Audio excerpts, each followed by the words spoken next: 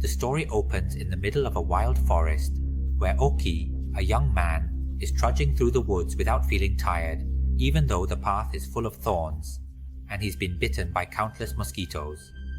He keeps moving forward, as if he's trying to find something in this forest, until he encounters a father, and a village of a tribe.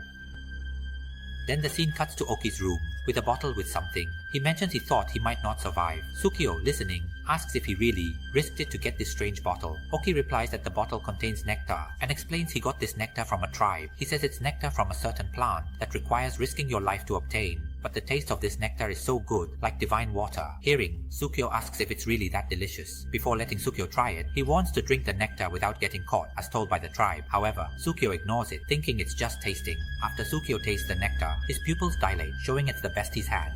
He said it's nectar. Risk your life for it. Nectar tastes divine, like godly water. When Tsukio hears this, he asks if it's truly delicious. Oki licks his finger, inviting Tsukio, warns him to drink without getting caught, as tribe said. Tsukio thinks it's just tasting, no special precautions. After he tries the nectar, his pupils dilate. Expression shows he's never tasted anything so good. Tsukio invites friends to try world's best nectar next day. When they arrive, Oki isn't home, house locked. Kameda, another friend, sneaks in through window, despite Tsukio's protest. Tsukio didn't think much of it, assuming it was just tasting the nectar. After tasting it, his pupils dilated, showing he'd never had anything so delicious. The next day, Tsukio invited friends to try the nectar. However, Oki's house was locked, so Kameda sneaked in through a window. Inside, they found the nectar bottle. Tsukio warned them to take only a little. When they tried it, they felt a rush and tasted something new, increasing their cravings. Kameda wanted to finish it all, but Tsukio held him. The next day, Tsukio invited friends to try the world's most delicious nectar. When they arrived, Oki wasn't home. Kameda sneaked in through a window. Inside, they found the nectar bottle. Tsukio warned to take only a little. Tasting it, they experienced an incredible flavor. Kameda wanted to finish it all. Nana noticed a foul smell and found something squished against the wall. They discovered a stinky piece, suspecting it might be Oki's body affected by something. As they entered the house, they found the nectar bottle Tsukio mentioned. Tsukio warned to take only a little, fearing Oki's anger. Tasting the nectar gave them an incredible rush, intensifying their cravings. Kameda wanted to finish it, but Tsukio stopped him. Nana noticed a foul smell and found something squished against the wall. Everyone saw a stinky piece had fallen off. They suspected it might be Oki's body, but didn't voice it. They suggested leaving quickly. As they left, Tsukio took a map from a shelf. During the conversation, Nana mentioned a foul, rotten smell. She went to find its source and discovered something squished against the wall. When others followed, they found a stinky piece that had fallen to the floor. They suspected it might be Oki's body, affected by something, but didn't voice it. Instead, they suggested leaving quickly. As they left, Tsukio noticed a map on a shelf and took it. They managed to collect all the nectar into a bottle. Tsukio was shocked but felt powerless, as his friends wanted to drink the nectar again. The more they drank, the more they craved it, wondering where Oki found such delicious nectar. Yasu, savoring the nectar, was also curious about its origin. Though they thought it, no one voiced it. They just suggested leaving quickly. As they left, Tsukio took a map from a shelf. They poured the nectar into a bottle. Tsukio was shocked but felt powerless as his friends craved the nectar. They wondered where Oki found it. While Yasu savored it, he was curious about its origin. Suddenly, something hit him, disintegrating his body. Everyone was stunned. Liliko wanted to call the police, but Kameda stopped her to avoid problems. They poured all the nectar into this bottle. When Tsudio saw this, he was shocked and felt helpless as most of his friends agreed. The more they drank, the more they craved it, raising where Oki found it. Yasumin, savoring it, was curious too. Suddenly, something hit him, and his body disintegrated before his friends. Everyone was stunned, unsure what to do. Liliko said to call the police as it was her room, but Kameda stopped her, not wanting more problems, as they believed Oki and Yasumin experienced it too. Suddenly, something hit him, causing his body to disintegrate. Everyone was stunned, unsure what to do. Liliko wanted to call the police as it was her room, but Kameda stopped her, not wanting more problems. They were sure Oki and Yasumin were attacked too. The friends sat outside, questioning if it was real or a dream. Hugo insisted it was a dream, including the nectar. She opened the nectar jar and ate. As nectar dripped from her fingers, she was crushed. They were also certain that Oki and Yasumin would want something similar, which was to be hit by something. After that, the friends sat outside discussing if they were dreaming. Hugo said it must be a dream and opened the nectar jar. As nectar dripped from her fingers, her body was crushed, becoming another victim. This made Skill realize the nectar was the cause, as Oki had warned them to drink it without getting caught. The tribe that gave Oki the nectar had mentioned this, and since Oki didn't believe it, he was crushed. After that, the friends were too scared to eat the nectar again. Sukio told Nana that someone found their friends' bodies, and reports said their friends were dying one by one. The screams of the remaining friends made Skill realize the situation was linked to the nectar. Oki had warned them to drink it discreetly, as the tribe had advised. Oki, not believing it, was crushed while drinking. Like Yasumin and Go, afterwards the others feared drinking the nectar again. However, its deliciousness ruined their taste buds, making other food bland. Nana and Sukio lost weight. Sukio mentioned their friends' bodies were found, and they were dying one by one. Nana believed those who died had tried the nectar, and besides her and Sukio, only Carmeda had given it to others. Carmeda then entered. Noting their thinness and poor eating, they replied that nothing tasted good except the dangerous nectar. But after that incident, the remaining friends were too scared to eat the nectar again. However, the delicious nectar they had consumed had ruined their taste buds, making everything else they ate feel bland and not as tasty as the nectar. This caused Nana and Sukio to lose a lot of weight. Sukio told Nana that someone had found the bodies of their friends who had been crushed, and there were also reports that their friends were dying one by one. Nana said the friends who died must have tried the nectar, and only Carmeda could have given it to others. Carmeda entered. They replied that besides the nectar, nothing else tasted good. Daku mentioned the challenge was eating it without getting caught. Carmeda shared he tried various methods, and suggested giving nectar to friends. He said this seriously, shocking Nana and Sukio. Nana, hungry, exclaimed she couldn't resist, and tasted the nectar. This shocked Carmeda and Sukio, but she was fine and exclaimed it was delicious. Sukio quickly drank the nectar, and his body was crushed in front of Nana. Then Daku spoke up, how to eat it secretly. Carmeda mentioned that he had tried various methods, and he suggested sharing the nectar with friends. He said this seriously, shocking Nana and Sukio. While discussing, hungry, Nana grabbed the nectar, opened it, and tasted it. But she was fine, and said it was delicious. Seeing Nana okay, Sukio quickly drank the nectar. His body was crushed right in front of Nana. But while they were discussing, Nana, feeling hungry, exclaimed that she couldn't take it anymore, and reached for the nectar, opening it and dipping her finger in to taste it. This shocked Carmeda and Sukio, fearing she would be the next victim. However, she was fine, and shouted that it was really delicious. Seeing that Nana was okay, Sukio quickly grabbed the bottle of nectar and chugged it down. Suddenly, Sukio's body was crushed right in front of Nana. She saw something hit Sukio and laughed. Confident she could avoid being crushed, she thought she'd see any threat in the river, but while eating, something fell from the sky, struck her, and left her limp like Sukio. Carmeda laughed as his friends died, then saw Sergio's wallet with Oki's map. She knew how to avoid getting crushed. She thought that whatever tried to crush her, if she went down to eat in the river, she would see it before it reached her. However, while she was eating the nectar in the middle of the river, something fell from the sky and hit her, causing her body to go limp. Carmeda laughed dryly as his friends died before him. Carmeda saw the map led to the nectar. He set off following the map into the dense forest until he was attacked by wild mosquitoes, a sign he had reached his destination. He found a strange tree with snake-like branches and hand-like leaves. In disbelief, he let out a dry laugh, because he had just witnessed two of his friends die so easily right in front of him. Then he caught a glimpse of Sergio's wallet, which had the map he took from Oki's house. After Carmeda looked at the map, he figured it must lead him to where the nectar was. Knowing this, he set off following the map into the dense forest until he was attacked by wild mosquitoes, which was a sign that he had reached his destination. Soon, he encountered a strange tree that looked unusual, with its branches moving like snakes, and its leaves resembled the palms of hands. Carmeda had been staring at it for a while, when he noticed that sometimes the object would disappear for a moment and then come back as if nothing happened. However, the strangeness of the tree couldn't make him walk away, because he could smell the nectar wafting from this strange tree. He realized that the nectar he had tasted was actually the sap coming from this peculiar tree. Once he figured that out, he wasted no time and used his knife to scoop some of it up. When he saw the sap flowing out like nectar, he felt overjoyed, as if he had discovered a treasure of immense value. He completely forgot the important rule about consuming the nectar and dipped it into his mouth. Suddenly, a leaf from the tree struck him hard in the face, crushing him and pinning him against the strange tree. He was so happy, as if he had found a treasure of immense value, that he completely forgot the important rule about consuming the nectar.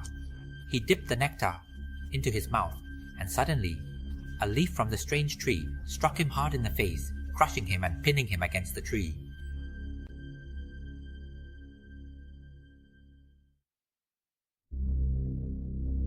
Midori likes thinking of Ozuka-kun, the handsome boy who is the crush of many girls, and the one who has feelings for Ozuka is Midori, a girl who secretly likes him. But last week, Ozuka had a sudden stomachache and hasn't returned to school yet. Midori, while looking at Ozuka's empty desk, catches a glimpse of Soichi making funny faces and showing off his crooked smile to her. When Midori saw this, she walked over to chat with other friends, ignoring Soichi as if she didn't care about him. However, suddenly, other classmates came over to talk to Soichi, gossiping about him. They were discussing various things, like how Soichi works for a newspaper and is part of an adult baseball team, among other things. Soichi was being talked about by his friends without even knowing where all this was coming from. During that time, Soichi often found himself the subject of gossip among his peers. That afternoon, the gossip about Soichi kept updating, with friends chatting about how he helped an old person cross the street, along with the big news that Soichi is related to Kagawa Kentaro from the famous band Smoke. Soichi was the talk of the afternoon. Friends discussed his help to an old person and his relation to Kagawa Kentaro from Smoke. This news made him popular at school, with girls wanting Kagawa's autograph. Soichi pretended reluctance, but couldn't hide his secrets. After many requests, he agreed to get the autograph, making the girls scream with joy. This news really turned Soichi, who usually didn't get much attention, into the center of interest for his friends and the girls at school, who surrounded him because they wanted him to get Kagawa's autograph. Soichi pretended to be reluctant, trying to keep his secrets hidden, but he couldn't understand how his friends kept finding out about him. After being begged repeatedly, Soichi finally agreed. Go get the autograph for everyone. When they found out about this, they screamed with joy and said that they loved Soichi the most. After school that day, Soichi sat thinking to himself about how the girls had really started to get close to him, all because of the rumor that he was related to Kagawa. Realizing this, he came up with a plan to prank those girls by telling them that he had gotten just one autograph. He thought it would be fun to watch the girls fight over it, which would be really entertaining for him. The scene cuts to Midori, about to visit Ozuka in the hospital holding flowers. However, she feels reckless because Ozuka might laugh at her, fearing they can't look at each other the same. She bravely visits Ozuka and sees Madoka, who visited first with flowers. Ozuka gets the flowers. Midori feels overshadowed. Madoka says Soichi saved a kid from a car, praised as a hero. Midori only focuses on Madoka, wondering if she likes Ozuka too. Later, Midori hears Soichi telling friends he is dating a girl, repeating it. So, Midori heard Soichi talking about how he saved a kid from getting hit by a car, and the principal praised him as the school's hero. But right now, she wasn't focused on anything else but Madoka, who had visited Ozuka with her the other day. This made her wonder if Madoka might secretly have a crush on Ozuka too. That noon, while Midori was taking out the trash, she overheard Soichi mumbling to a group of friends, claiming that he and the girl were dating, repeating it over and over. It seemed like another rumor Soichi had made up to get his friends, or anyone who heard him, to believe the stories he was spreading. That noon, Midori overheard Soichi telling friends he was dating a girl. Repeating it, Soichi had created a curse to make others believe his rumors. It worked when a friend said Soichi and Midori were dating. Midori, angry, slammed the table, calling it a lie. She had seen Soichi earlier and knew he was spreading rumors. Friends pressed Soichi for the truth. He denied it was a rumor and showed a fake Kagawa autograph. His friends realized Soichi had made up the rumor before they could react. Soichi ran out of the classroom. It seems that the rumor worked when one friend announced that Soichi and Midori were dating. Upon hearing this, Midori got really angry, slammed her hand on the table, and said that it was all a lie that Soichi made up. She had secretly seen Soichi mumbling to his friends earlier, and now she was sure that he was just creating rumors to benefit himself. When the friends heard this, they all rushed to confront Soichi, asking if what Midori said was true. He replied that it couldn't be a rumor and pulled out the autograph of Kagawa that he had made himself. This made his friends realize that Soichi had fabricated the entire rumor based on his own terrible signature, but before they could fully grasp what was happening, Soichi had already run out of the classroom.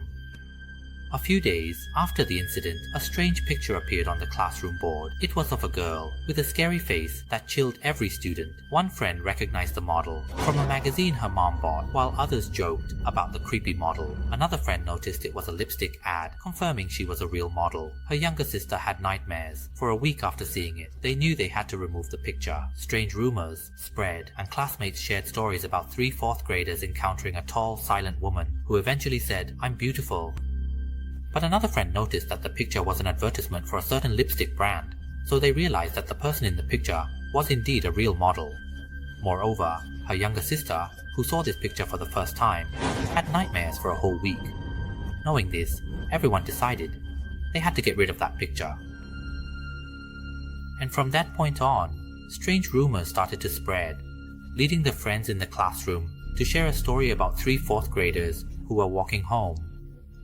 During their walk, they encountered a figure, but it was so dark that they couldn't see the faces of the 3 kids. They only knew it was a tall woman, standing at the corner, who didn't say anything. As the 3 kids turned to walk back the way they came, she suddenly spoke up saying, "I'm beautiful." The kids adjusted to the dark and saw the woman's face, which terrified them, so they escaped. The woman chased them, shouting she'd eat them. Another group discussed rumors about her, saying she was seen at a pond with a beauty myth. Their teacher warned it was a fake story and shared that Ozuka was back in school. Midori heard a rumor about her rival Madoka visiting the pond. She even shouted at the kids, saying she would eat them all up. The scene then cuts to another group of friends discussing rumors about that woman again. They were saying that someone saw the model sneaking off to do something at a pond on the outskirts of town. This pond had once been famous for the rumor that if you soaked in it, you would become beautiful, and the rumor had spread widely. One day, my homeroom teacher warned the students not to fall for the rumors about the pond because it was just a fake story. The teacher also had some good news to share. The heartthrob of the girls, Ozuka, was back in school after being in the hospital for a while. That afternoon, while Midori was chatting with her friends, she overheard a rumor about her romantic rival, Madoka, saying that she had gone to soak in the pond that was said to make you beautiful. Her friends mentioned that the only reason Madoka would do that was because she was interested in Ozuka. One of Midori's close friends, who knew that Midori also had a crush on Ozuka, asked her what she was going to do about it. If she didn't act quickly, it seemed like Ozuka would end up with Madoka for sure. Her friend said she would only do that because she's interested in Ozuka. If she didn't act fast, Ozuka might end up with Madoka. That evening, Midori went to the pond despite its filth, hoping it would enhance her beauty. Near the center, she heard Soichi's laughter. He followed her, saying it worked as the rumor suggested. Ozuka is definitely going to end up with Madoka. That evening, Midori decided to go to that famous pond and soak in it, even though it was full of trash and filth. She tried to endure it, hoping that it would make her more beautiful. As she was walking down and getting close to the middle of the pond, she suddenly heard Soichi's laughter behind her. It turned out that Soichi had secretly followed her and said it really worked. Just like he expected, for her to soak in the pond as the rumors suggested. The story about the creepy model and Madoka in the pond was Soichi's doing. Midori fell for his trick and he took a picture of her. As he tried to take the picture, an earthquake struck, causing birds to flee. Suddenly, a head emerged from the pond. They encountered the model Soichi had spread rumors about. The model asked Soichi who allowed him to take her picture and which magazine sent him. She warned him about taking pictures without permission. Midori quickly climbed out and ran, leaving Soichi alone with the model. Soichi complimented her beauty before the scene cut to black. Suddenly, in the middle of the pond, a head popped up from the water. They finally encountered that terrifying model, the one Soichi had spread rumors about. It was quite a coincidence that she ended up in this town. The creepy model asked Soichi who gave him permission to take her picture, and how he knew she was there, which magazine sent him. Even though she was a professional model, she made it clear that he should know what could happen if he took pictures without permission. What do you think will happen if someone takes pictures without permission? She laughed and said that if he didn't know, she would tell him. Plus, she complimented that their story sounded delicious.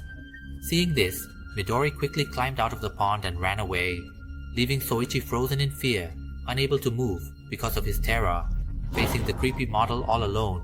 Soichi complimented the creepy model, saying she was such a beautiful woman, before the scene cut to black. What will be Soichi's fate?